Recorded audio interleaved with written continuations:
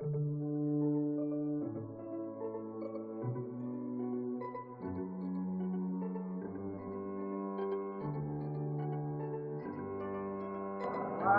created you to be perfect, and Satan perverted you to imperfect.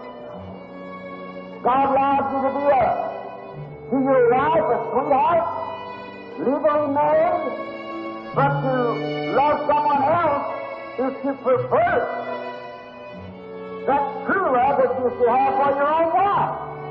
Satan does that.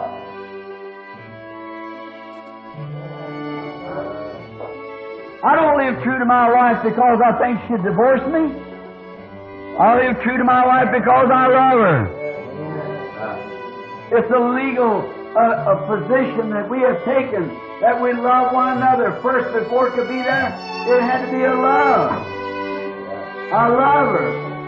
Although I believe if I'd done something wrong, she'd forgive me, still I wouldn't do it anyhow. I love her.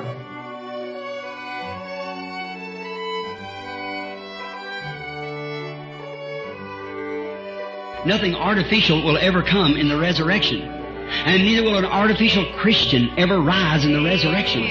You're not connected with Christ. And if you don't truly love your wife better than any other woman in the world, she's not yet, there's something wrong. If you don't love your husband, if you trifle on him and don't live the right kind of life, there's something wrong. That's right. He'll not be there so to resurrect. You might have married him, you're living honorable to him. That's fine. I appreciate that. You should do that as a lady for your children. And you man to your wives. That's right. You should do that. Honorable. But in the resurrection, that'll not be her.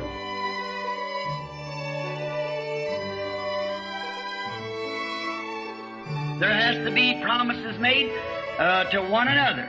Like that you make promise, sweetheart, if you'll marry me, I promise that I'll be loyal and true. I will look upon no other woman, or I'll look upon no other man, and I'll do all that as a duty as a wife. We have children, it'll do all as a duty as a mother. I'll be a housekeeper. All these promises has got to be made, or should be, in a correct wedding. That's what you should do. That's exactly right, where you promise that. And it should come from your heart. If you promise your husband that, and not from your heart you mean it, you are absolutely not living correctly with him. It's kind of a crystallized affair.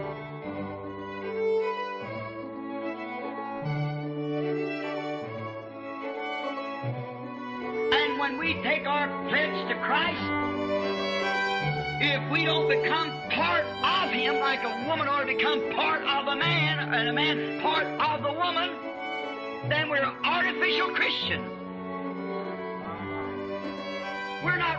You're really not married to that woman. You might be loyal. If you don't love your husband and him 60 or 70 years old and you don't love him as good as you did at the beginning, then you're really just raising his children. See, you're supposed to love your husband, and love is what does it. You just be real salty, he'll get thirsty. But that's the way you'll win your husband, by doing that. Don't be arrogant, then he'll know he's got just as much as you have. See? But when you can show something that you have that he don't have, that'll make him thirst to be like you. The sanctified wife sanctifies the husband.